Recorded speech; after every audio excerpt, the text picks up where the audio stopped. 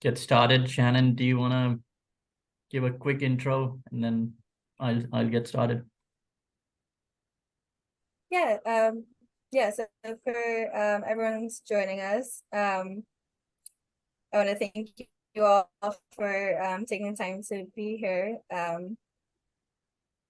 with us this morning. And I'm the VP of Events for the University of Chicago Space Network. If it's your first time coming to one of our events, the University of Chicago Space Network is a group of alumni who work in the space industry or have interest in space industry to help sort of network with each other and help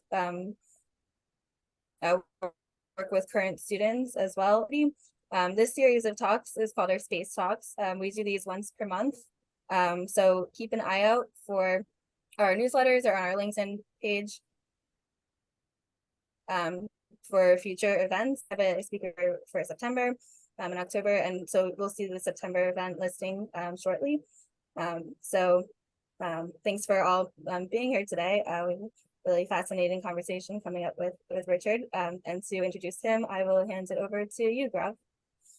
Thank you, Shannon, and welcome everyone to the August Space Talk to speak about entrepreneurship and venture capital. And we have got one of the best speakers we could find to speak about those two topics, Richard Godwin.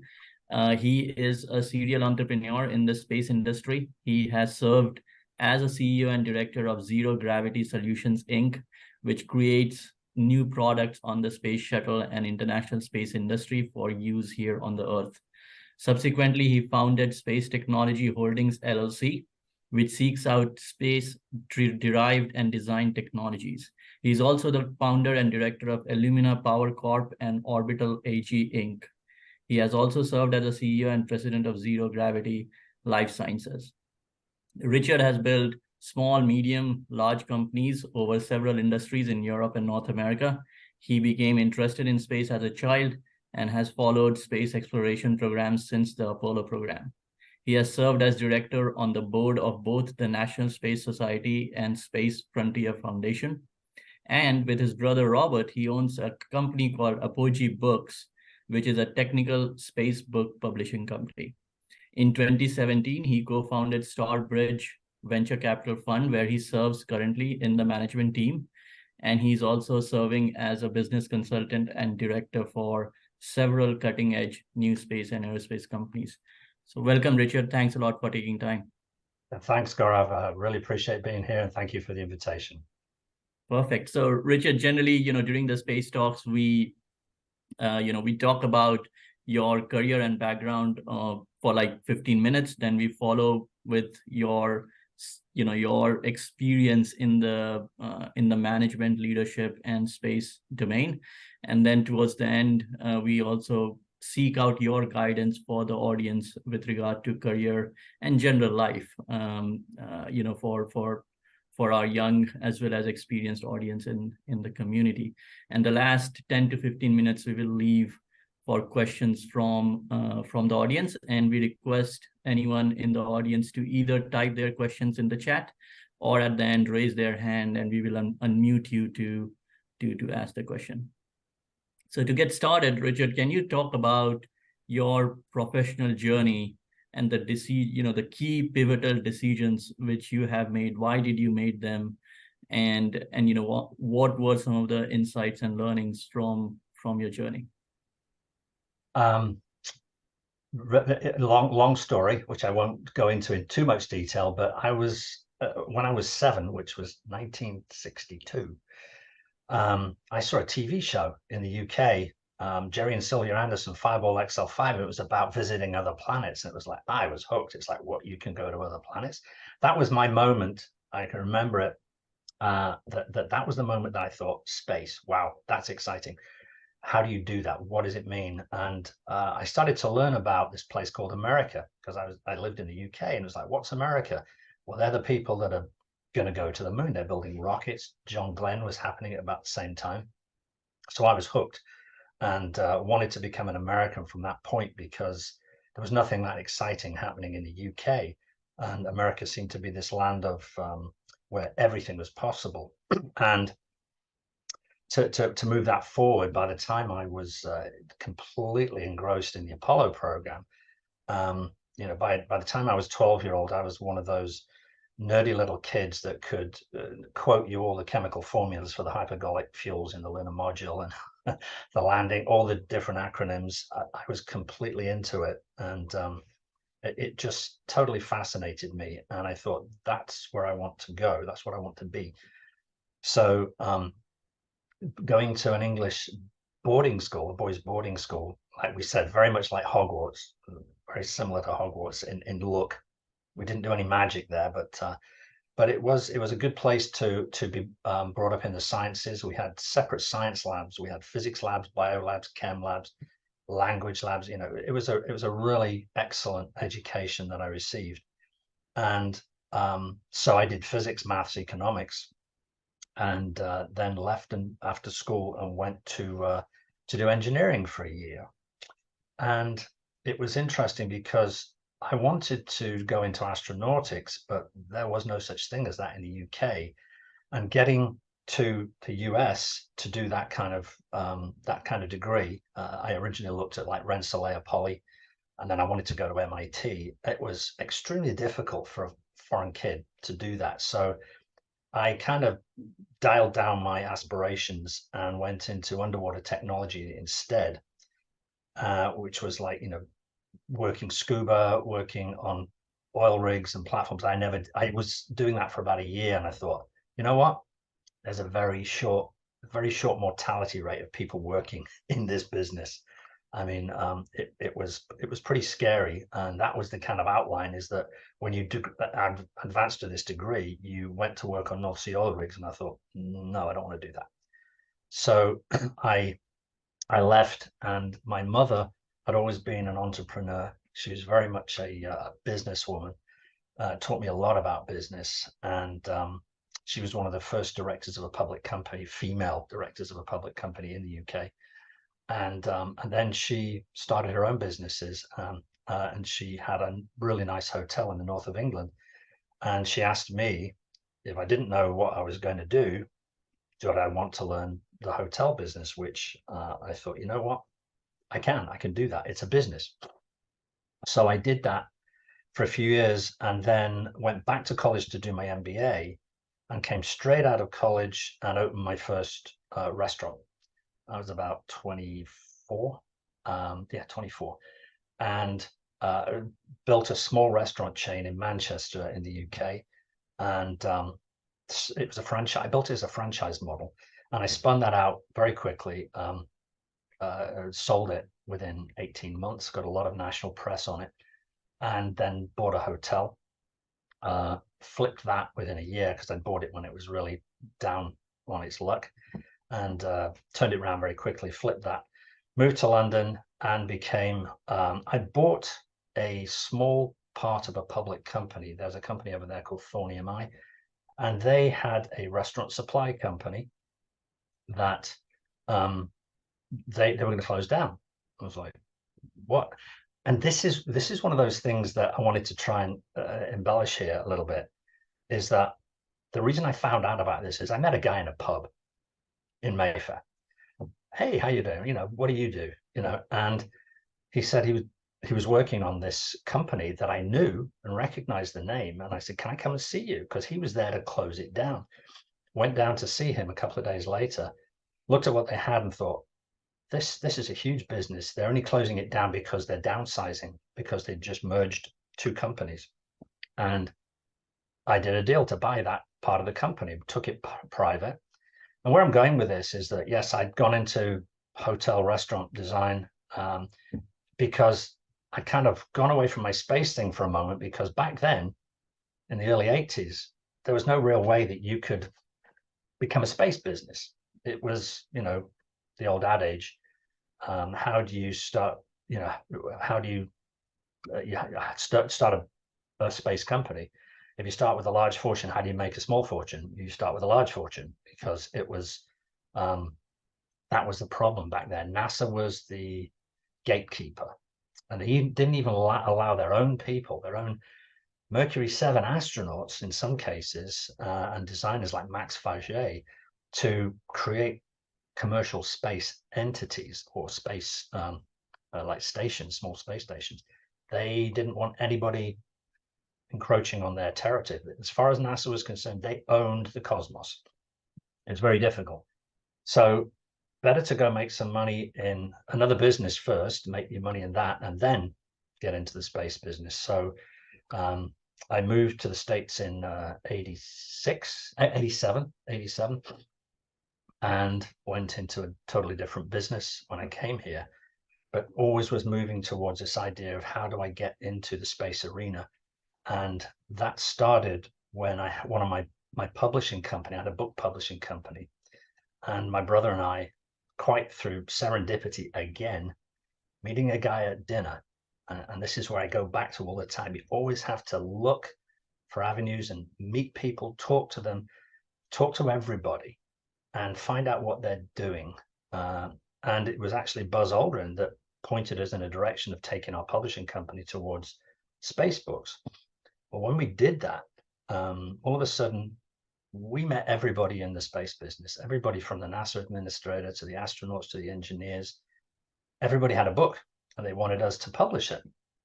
So through doing the manuscript reading and stuff, a huge amount of information was going in, and looking at the technical data and thinking, okay, I'm learning more again now about stuff that I'd kind of forgotten about when I was a kid, but it's kind of coming back to me now. And so at the start of the 2000s, early 2000s, I was getting into that. I was already getting involved with the National Space Society, the Space Frontier Foundation, working on projects with them. And then after the Columbia disaster, I was called in to a very kind of private group that was put together by Dennis Tito, the first astronaut who'd gone to the space station, the first tourist, they used to call him back then, who'd gone to the space station.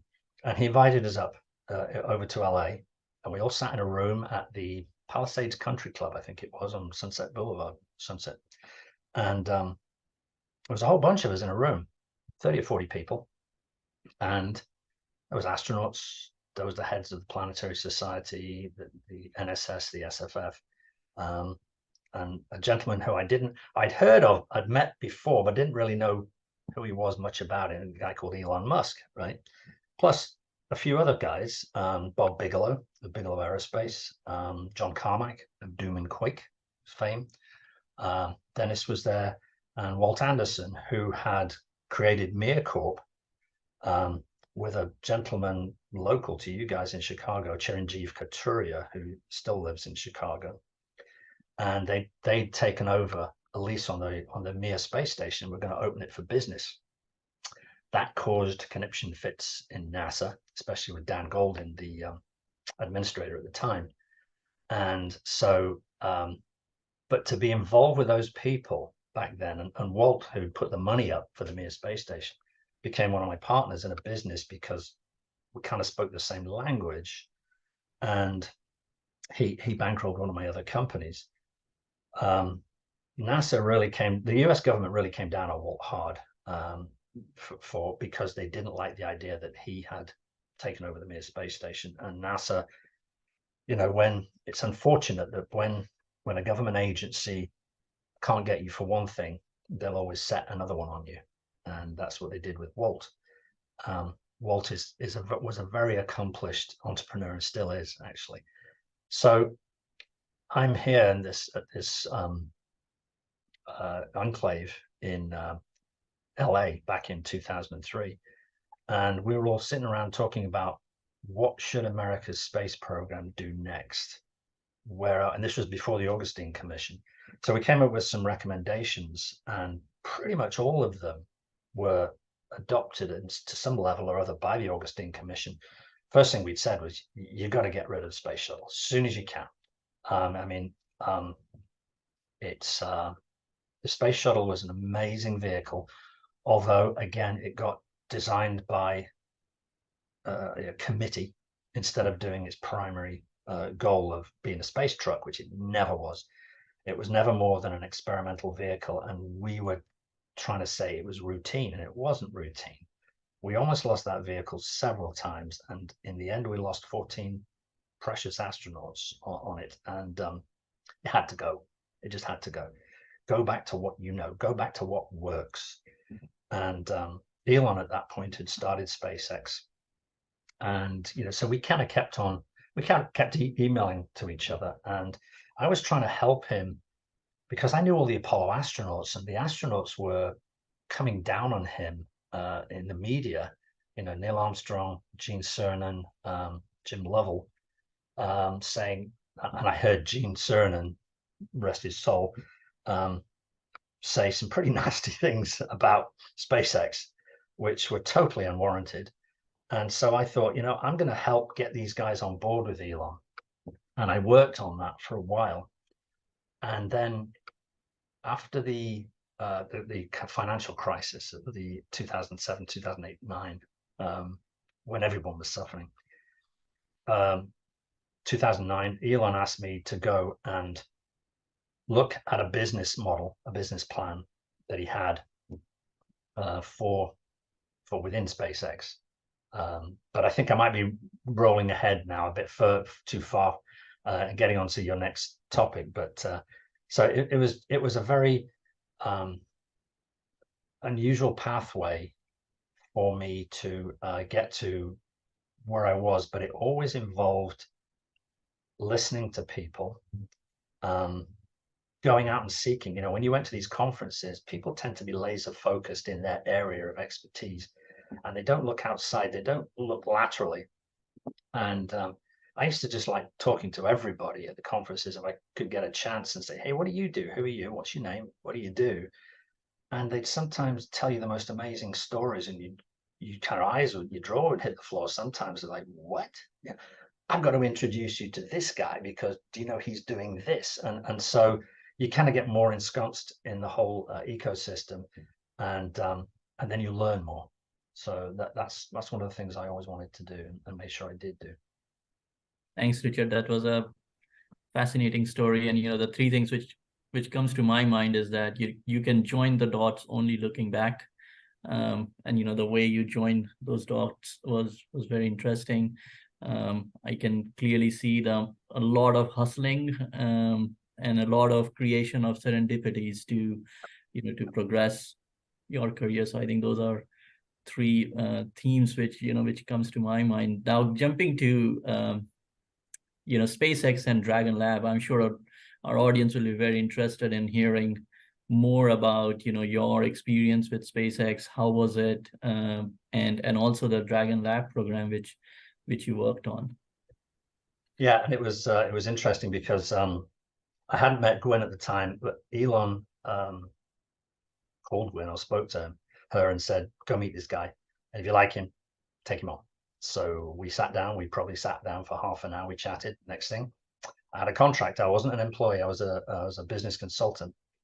And my brief was they had this idea that the Dragon capsule, which was going to be used to resupply the ISS through the COTS program, was reusable. But NASA at that point said, no, you can't. You've got to send a new Dragon every time to ISS. Welcome to government procurement, right?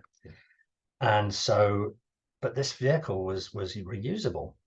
But in order to certify something as reusable, the only certification process that existed at that time was for space shuttle. And I was like, good luck with that. You cannot put that kind of certification process on Dragon because it'll never happen. It'll drag on for 20 years. So the brief was, is there a pent-up demand for a free-flying commercial microgravity lab that goes up, pressurized vehicle, and comes back down? And so I went and did this at the same time the Pro-Orbis report was being written for NASA. And I'm glad that I actually got it to SpaceX a week before the NASA Pro-Orbis report, because otherwise I'd have been accused of plagiarism because my findings were almost exactly the same as what NASA's were, only they paid a lot more for it than I got paid. But the basis for my report was that, no, there isn't a pent-up demand for this. People didn't get it. I mean, what we were trying to do is we were using the Dragon capsule as a pressurized lab to go up, and we were claiming -7G in the microgravity G environment, which was, we could probably have got to -6, but not -7, but we were trying. Very difficult to get to that kind of microgravity level on ISS because you've got the astronauts moving around, you have movement. But we felt that we could get to -6, which was very, people wanted that. There were a lot of people wanted that in the scientific community. So the people that I went out to see, and I stayed within the US, part of my brief was, don't go too much to NASA, do not go near the DoD, and try and keep as much as you can in the United States. So it's like, okay, I knew that there was a lot of people in Southeast Asia that were very interested in the project. So in the end, what you had to look at when you look at a business model, you have to look at it in terms of, what actually is the business model. And, people will look at SpaceX right now and say, what is the business model of SpaceX? Oh, it's to launch rockets. No, it's not. That's a tool. The business model of SpaceX, taking out Starlink right now, is a delivery system. You deliver a payload to a certain place, an orbit, an altitude at a time for a price. That's it. Your UPS to space. That's your business model. Now, to do a business model like flying a free-flying microgravity lab, like Dragon Lab was, that's a totally different business model. That's so far outside of their normal business model. That's a service now. And it happens to be part of the same launch system and the same equipment, but you're now in a very different business model. And so what I was working with a couple of guys at SpaceX who were brilliant people, Max Vozov and Dustin Dowd, who I worked very closely with, but I reported to Gwyn. And the issues that we had was that, okay, we are going to try and get this pressurized lab. We have so much up mass and we've got so much down mass, and we need to put this up. What kind of experiments are we looking at putting up there? Where's the sweet spot? Where's the sweet spot in terms of orbital altitude, zenith, what type of orbit, the duration? And I used to always look at that, the different parts of these missions and how you would get over the capital requirement to launch the mission. This is a commercial entity. It's got to make a profit, right? So I was trying to leverage as much of the vehicle as I could, and I had a pretty substantial trunk, the external trunk, and there was a lot of people who wanted to put payloads into certain orbits out of the trunk. They were drop-offs, you can call them rideshare if you like.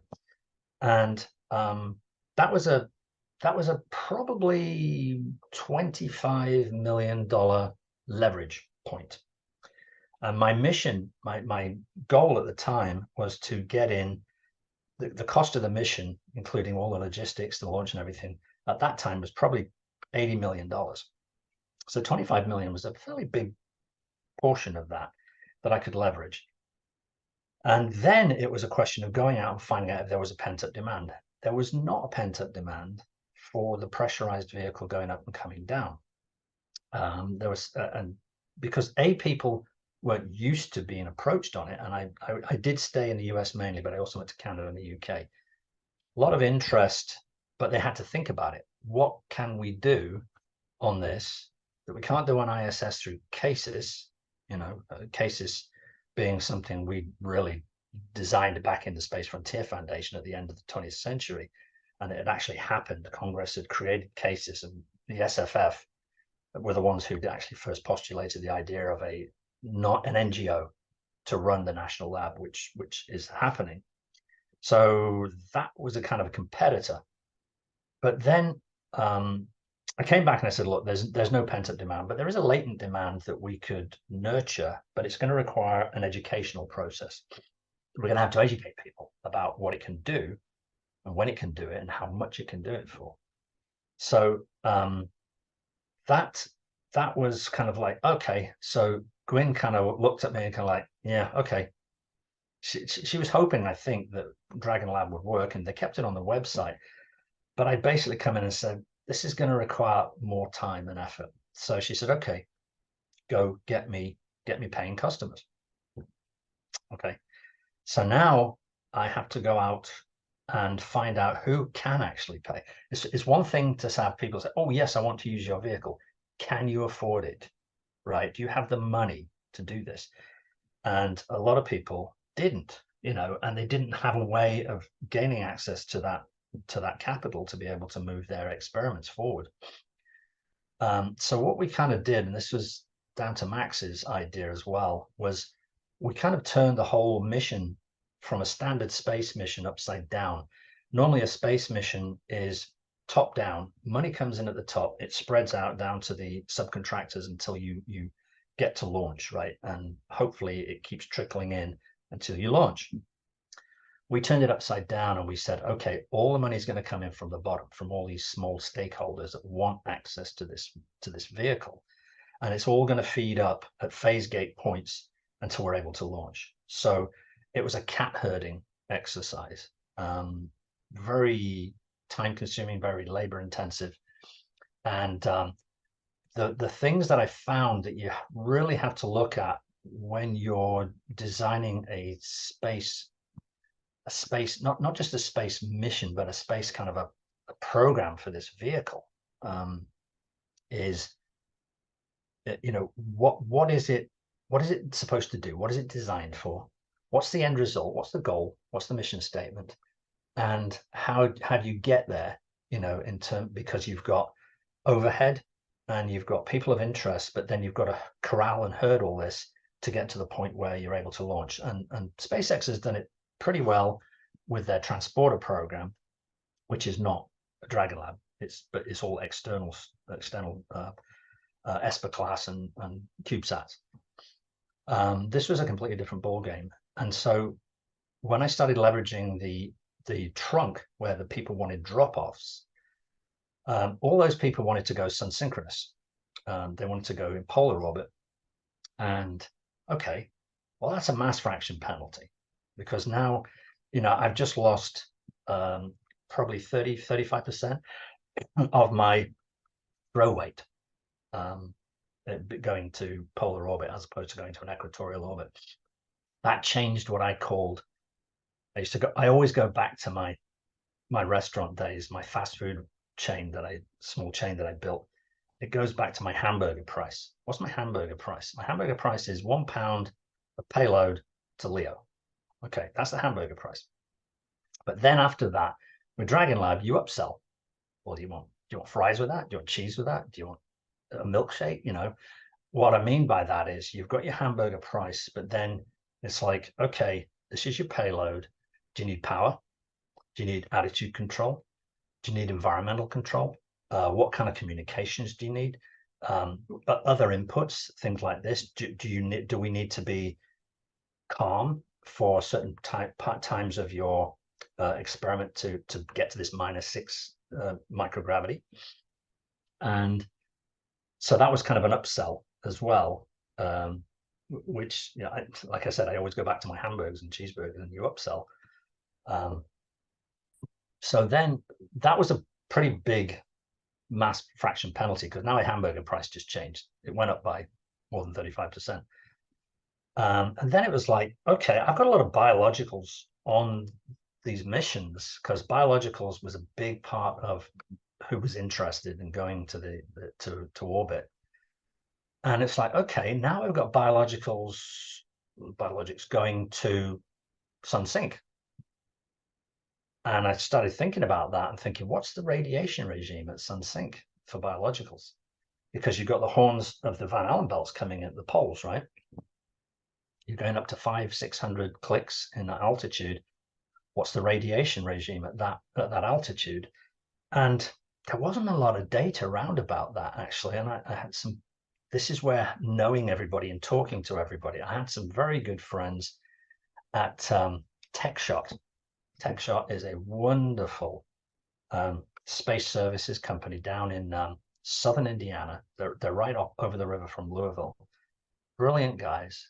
And they helped me find the information that said, you're good to go. You're good to go. The radiation regime, not going to hurt your biologicals at that altitude in a polar orbit. Great. Okay. And then, but then there was a whole load of other things that were challenging from the SpaceX side of things. SpaceX back then was pretty much vertically integrated. They wanted to do everything themselves. And one of the things they were doing at the start, when they were sending the Dragon to ISS, they would only be up probably for a couple of days before they plugged into ISS's power. And then they would come back pretty quickly afterwards. So they didn't have long duration photovoltaic cells. They didn't have long duration PV. I don't know exactly what they were going to use, but I think it was the same stuff that they had from Solar City. I could be completely wrong with that, but it wasn't space rated PV.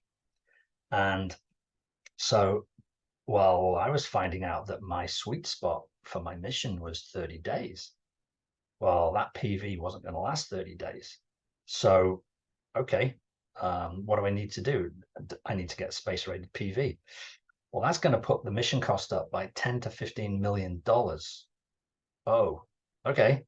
So not only now have I had my mass fraction to orbit reduced, now my cost of power has just jumped enormously. And so I was trying to deal with that in terms of the pricing mechanisms. This is a business, right? And then, well, I was just getting that all buttoned down. Then they said, oh, by the way, we're going to do flyback boosters. I'm like, I just threw my papers everywhere. I said, how much mass fraction penalty have I got there? And it was about the same. Okay, we were supposed to go equatorial, but I still need to go sun sink. So now I've got a massive mass fraction penalty. And it was just like, at that point, it was, I don't see this working,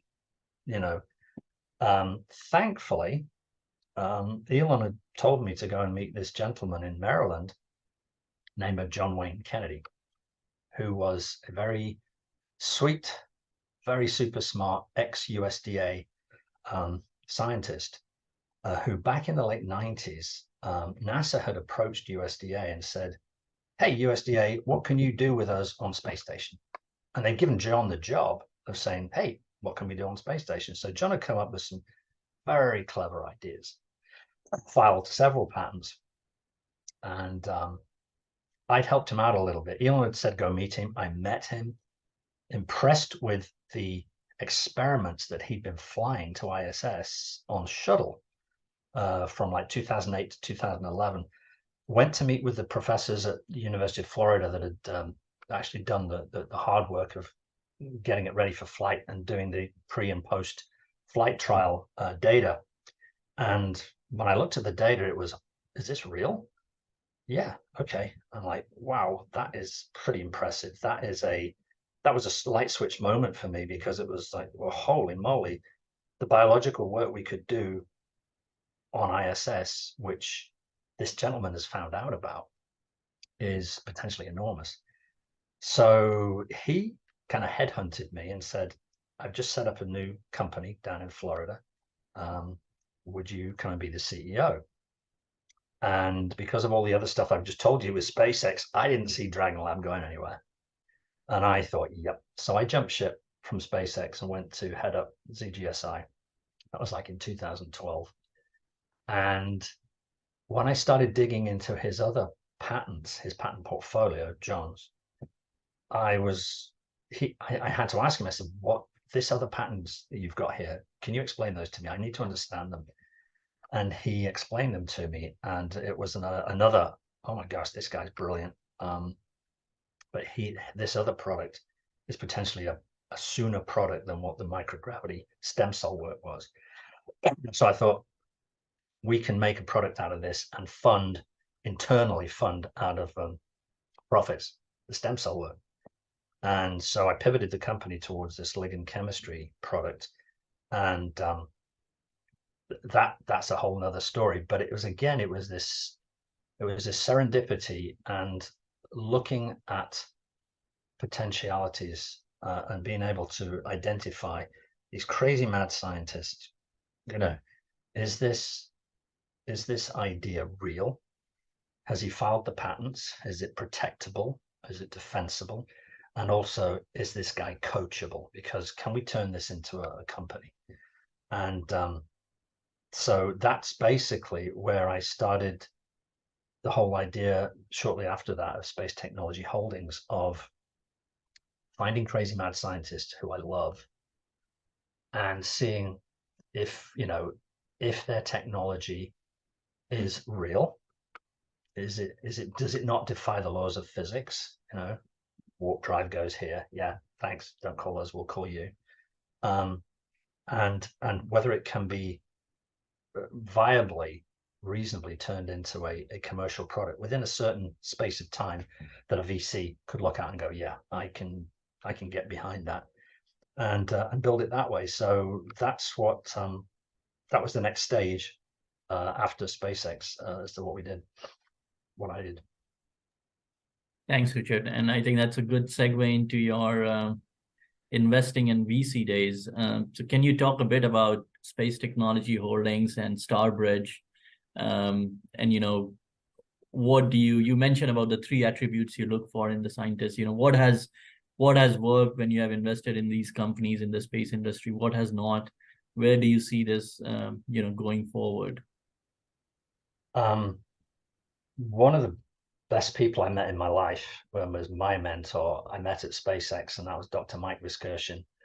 And Dr. Mike, who's just a brilliant man, had been at NASA, headed up programs at NASA. When the space shuttle tiles fell off, they called Mike, and Mike went and fixed it. Mike was a Stanford professor. He was a UCSD professor emeritus. He ran the California Space Grant Consortium. And I met him at SpaceX, and we hit it off like a house on fire. And he came and joined me at ZGSI as head of space flight operations. And he got us a Space Act agreement. We were working with NASA, and he knew all the doors to open and things like that. So I learned an awful lot from Dr. Mike. And then when he and I both felt that it was time to leave Zero Gravity, as did John Wayne. John Wayne was the CTO of Zero Gravity, and we kind of we had a difference of opinion with ownership of the board, and so both Mike and I left. John eventually left, and it's funny because Mike and John were both farm boys from Wisconsin, you know, so they hit it off really well. And so Mike and I went and started Space Technology Holdings, and interestingly enough, through one of Mike's connections, our first contract was we had an exclusive contract for rideshare capacity on this, I won't mention them, a very large launch company, not SpaceX, who gave us the rights for all their excess capacity, rideshare capacity on commercial flights. It's a heck of a contract. We put money down. It was in escrow. We were working working the business. But then shall we say, their lunch was eaten by SpaceX. And so that contract ended up being a bust. But in the interim, I've been working on a project for several years, again, through my publishing company with my brother, Rob. And this gentleman had approached us and said, I've got this device that I think will save the world. And we go, okay. But he was a high up in the DOE. He said, could you take it to Elon? And I said, look, Elon's really busy. I don't think he's going to be interested. Well, would you take it? Okay, I'll take it to him. Came back, yeah, Elon wasn't interested. But I told this guy, I'm interested in this. And it was to do with aluminum energy, aluminum converting into hydrogen, etc. And so I kept on that technology. And then I went again to meet with one of my brilliant friends, Jeff Sheeran, up in Canada. Jeff was the head of the Canadian Arrow entry into the X Prize, the Ansari X Prize, back in the early 2000s, and had built this kind of like V2 rocket. He still has the record for building the largest liquid fuel rocket in Canada. Test fired it 3 times, 59,000 pounds of thrust for 5 million Canadian dollars with volunteer labor, and he didn't kill anybody when he tested it. I mean, just an amazing ability to do this. And he went on to do other space projects. So I went up to see him about this. He came down to Chicago, and I said, look at this, you know, we've got this material here. This aluminum is frozen electricity. Can we can make this into hydrogen and put it into fuel cells. It's pure hydrogen that comes off, blah, blah, blah. And he said, why don't we just go directly to DC? And I said, well, that's an aluminum air battery. And they couldn't get it to work. DARPA, DOD, they tried for 20 years to get it to work, didn't work. Yeah, let me have a think about that. Now, you got to understand, Jeff. Jeff is a complete Renaissance man. He's a complete lateral thinker. His house is a library. You know, it's huge. And you know, when you see people have lots of books, Jeff actually reads all of them, you know. So Jeff came back to me about 30 days later. He said, I think I've fixed the problem. I was like, what are you talking about? He said, you know, the aluminum air battery problem. I said, you fixed in 30 days what the DOD couldn't do in 20 years. He goes, yeah, I think so. So I drove up to his place in Canada. He showed me what he'd done. And I kind of went, oh my God, right. You write the patent. I'll form the company. Handshake, 50-50. Yep, done. And so we formed AlumaPower at that point, which is now STH's flagship investment partner. Very, very excited about AlumaPower. They've got an amazing team. They're up in Canada. Jeff's still CTO. Jeff's other partners came in and I've just literally backed away from the my day-to-day involvement in the company. I'm still on the board, still a major shareholder, but I'm leaving it to them now because they're an incredibly competent team. And whenever you are running a company, you start a company, like I've done many times, you're always looking for a younger, smarter guy than you to run the company. And, you know, and eat your ego, find the smarter guy. He's younger than you, let him do it. Let him go run with it. And that's what we did with AlumaPower. So I'm extremely excited about that. We've got it's got space applications, obviously, but we have a new type of sustainable green zero emissions generator that uses aluminum, plain old aluminum, like in your saucepans, instead of gasoline or diesel. And we've got military contracts now. We're moving forward some big Fortune 500 companies, moving towards propulsion with that. So that was our first baby that's kind of just pushed out the nest, fly, you know. And the second one which has happened was when I mentioned John Wayne Kennedy. John got his patents back from Zero Gravity Solutions because they weren't doing the work they were supposed to. When he got those back, he called me and said, would you do it this time the right way? And so I said, yeah, absolutely, be honored. So that's why we've started now with OrbitalAg, which was ostensibly, it's a very efficient bionutrient delivery system that was designed to grow plants in space, Moon, Mars, and beyond, but works great on this planet. So we've got that dual use. Yes, it can be used in space. That's great. Is that the main market? Nope. California, India, you know, Africa, they're the main markets. And yes, this product, which kind of basically came out of an idea again from the space program, and it's just totally functional in this dual, take it to market in a global marketplace. And you'll see, if anybody goes to my website, you'll see that there's a quote on the website from Charles Koch. And Charles Koch is, I don't want to say that I'm in his political bucket. I'm certainly not.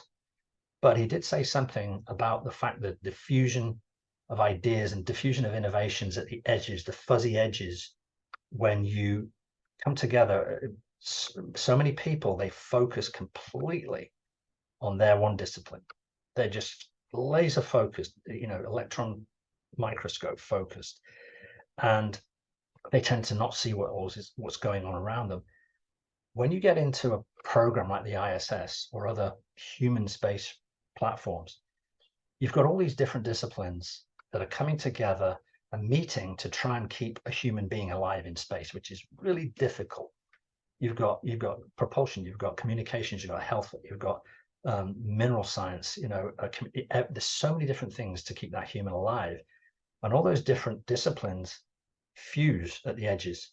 And so that's when you get these incredible innovations, and that's why so much innovation came out of the Apollo program, because we were trying to put all these things together, and all of a sudden you get all of this spin-off, which people don't even realize how much of our economy these days came out of the Apollo program and the space program.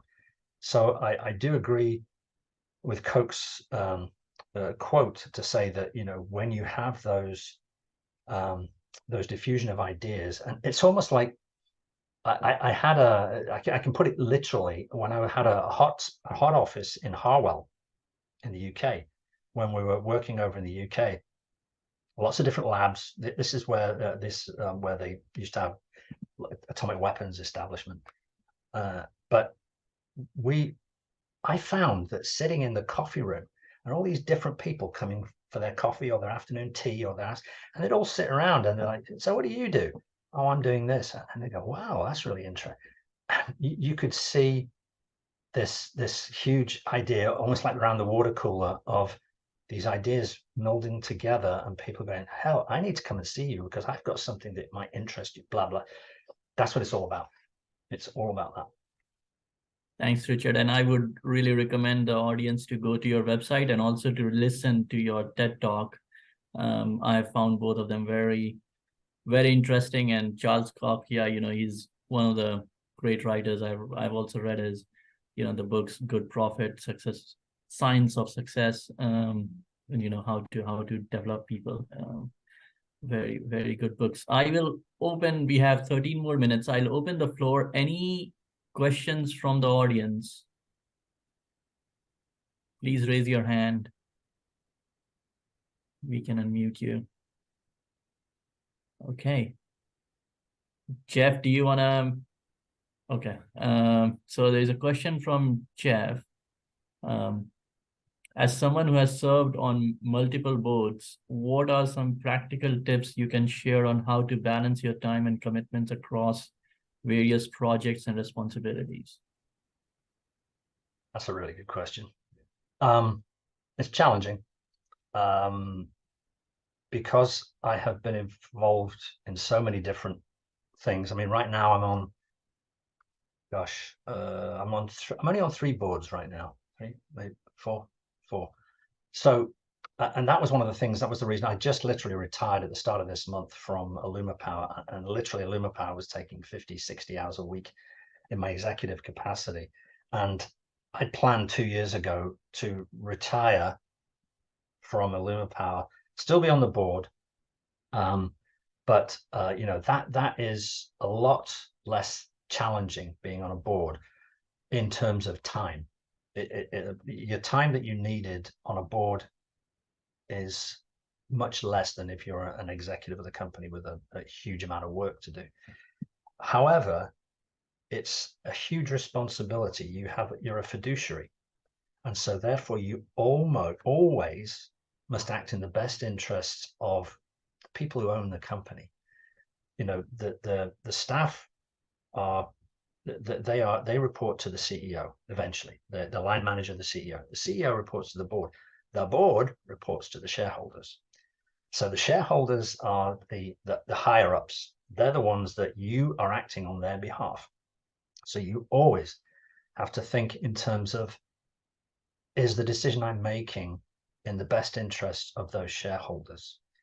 And I do understand there's a huge amount of interest or media coverage of ESG, and I would say at AlumaPower we take ESG very, very importantly. The fact that we've created a zero emission generator, we think we've got the E down, right? On the social side, I have the most diverse team that you could imagine up there in Ontario. I mean, one of the great things that Canada's done, the US has not done so well with, is it has allowed a lot of new immigrants from around the world. who are qualified immigrants. So we found, especially young female engineers who are just brilliant. That the head of my electrochemistry department is a PhD young woman, an Iranian immigrant. Now, she might even have a problem working at a company in the United States. No problem with her working in Canada. And she is absolutely a Renaissance woman. Not only is she a PhD in electrochemistry and is brilliant in that, she's also an accomplished painter, musician, cook, chef. You know, I mean, she's everything. And she just got married, and she is just amazing. And if people don't look at what you're missing, if you don't look at that diversity of, you got a woman PhD from Iran, you know, and it's like, oh God, don't even think about it. Go talk to that person, you know, because you'll probably find out 9 times out of 10 that they are brilliant. And so I think that we have the diversity and the social side, and the governance. We have positioned ourselves at AlumaPower to become a public company within a few years. So we built our company like that. We're very, very tight on the bylaws and all of the aspects of running a company that you have to do in order to be a good fiduciary. Like, we audit all of our accounts. A lot of private companies don't do that, but we're getting ready for a public offering, right? So you have to have audited accounts. So do the hard things now so that you don't have to catch up later when everybody's pointing a finger at you and saying, hey, when are you going to audit your accounts? Or when are you going to get this? Where are your patents? How are your patents stored? You know, where are your PCT filings? You know, that's a big thing. You know, that's your filings of your patents around the world. Which markets do you want to hit? That's a huge thing to have to deal with. So all of those things come back to the board. And like I said, you have to be able to deal with them, make good, qualified, informed decisions about all of these different aspects, and make sure once you've done that, the big question is this in the best interest of the shareholders? You know, so I think that is, I mean, because let's face it, yes, employees are important. Yes, profits are important. Yes, the founders are important. But in the end, a company is a company that's there to make profit. And when you take money from people, they might be very, very nice until you lose their money. Once you lose their money, you'll find out how nice they really are. And so you have to be aware that you're working for them, basically. And I gave a talk to NASA iTech a few years ago. That's on my LinkedIn, as how, if you're an entrepreneur, how you can lose your company without even knowing it. And that is very important. It's all down to timing, benchmarks, and valuation. So I'd recommend if you get a chance to look at that as well. Thanks, Richard. I don't see any other questions. Just had two final questions, Richard. The first on Starship, your views on that, and then to close out, you know, your guidance for the community and the audience. You have given us a lot of guidance already, you know, through the answers to the questions. But any final thoughts that you would like to share? For anybody who's interested in the space industry, yes, it really is happening. Yes, it's real this time. It's still difficult, still not easy, but Starship is going to change everything. Starship is going to be a nexus point for the space industry. I mean, from my standpoint, years ago, 10, 12, 13 years ago with Dragon Lab, I was herding cats and trying to figure out how to get across that Rubicon of capital and getting into profit. I don't have to do that with Starship. It's just, hey, can I rent a corner of your flying warehouse, please? Sure. How much space do you need? Okay. I mean, it's going to be, Elon has put himself in a position where Starship has to work. I was at a launch the other night out of the Cape, because I live in Florida, and I used to watch the Falcon 9s go up with Starlinks, and they'd have maybe 50 Starlinks on board. Version 1. I saw one the other night, version 2, 22 on board. Ooh, Well, I get a pretty good idea of how much heavier they weigh then. It's pretty easy math, right? And so he's not going to be able to get the kind of coverage he needs for Starlink without Starship. Starship will probably launch 100 at a time, like a card dispenser. So he needs Starship in order for Starlink to really come to fruition and be incredibly profitable. And let's face it, he's done it so it will bankroll his plans to Mars, which is that is the goal and mission for SpaceX, get to Mars. Everybody knows that. And but he needs Starlink to be able to do that, to be the cash cow, because launch to low Earth orbit, 7 billion a year, okay. Starlink could be huge amount of money, hundreds of billions a year. And but he needs those extra satellites up in order to make that happen. And so Starship is going to change everything in the next couple of years. So that's going to change not only the cost of an access to orbit is going to come crashing down, but I think that it's going to just the whole aspect of being able to get your experiments up and down quickly. In the past, you could get an experiment up, then you might have to wait 2 years before you did your tweaking flight. Now you might be able to get it up every week soon once Starship comes online. That's a huge change. That's a huge sea change in access to space and where the space industry is going to go. Thanks, Richard. And any final thoughts for the audience? Don't be discouraged when people, when you go into the space business, when I tell my friends now, they go, "Oh, really? Great. That's really cool." But you think they get the look and they're like, "Are you mad? What do you think about UFOs? You really think that we landed on the moon?" A lot of times you still have to deal with that. And so when I go to the space conferences, which I would recommend anybody go to some of the space conferences, there's a lot of them, but there's a few that are really cool and some that are not expensive. Some are very expensive. If you go to the ISDC conference, that's the International Space Development Conference that the NSS runs. That's a good one to go to. It's usually, where was it? Oh, this year it was in Dallas, but it's usually in Washington or somewhere. Well worth going. You'll meet a lot of crazy people, but a lot of competent people in the space business.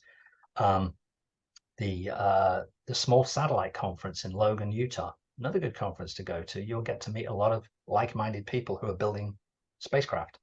And then there's the others. There's the National Space Symposium, which is the military industrial complex at play, very expensive, worth it once you're really getting to the point where you are getting traction. Definitely want to go to. And then the Small Sat Conference in Washington, D.C., or the Satellite Conference in Washington, D.C. These are really important ones to go to figure out where the industry is going. So that's important. But also, people are starting to get it. The VC world is starting to get it. They still don't quite understand the due diligence, and that's why I'm so proud to be a part of Starbridge. The Starbridge team has a lot of technical knowledge, not just financial knowledge, and so they know what's real and what's viable. But final thing is try and make sure that your IP is protected and that you can scale your business and dominate the competition. And the three most important questions we ask from Starbridge: who's your client? Who's your client? And oh, by the way, who's your client? Thanks a lot, Richard. Really appreciate you taking time and sharing your experience, expertise, and guidance with us. I'll pass on to Dave to close us out. Thank you. Hi, thanks, Gaurav. Hi, Richard. Thank you so much for speaking with us and taking some time on a Sunday. This was a really engaging and entertaining and educational conversation with you. Thanks so much. For all of our audience members, I'd like to invite you to our next Space Talk, which will be September 24th. It will feature Jim Clark, who is at MBA 87 from the Booth School, or it was just called the Graduate School of Business at the time. And he is the CFO of the Ad Astra Rocket Company and a good friend of mine, and hope to see you all there as well. again, Richard, thank you so much. And on behalf of the University of Chicago Space Network, wish you all the best in everything that you're doing. And you're doing a lot of things, Richard. Thank you very much. I really appreciate the chance to be with you today. I loved it. Thanks a lot.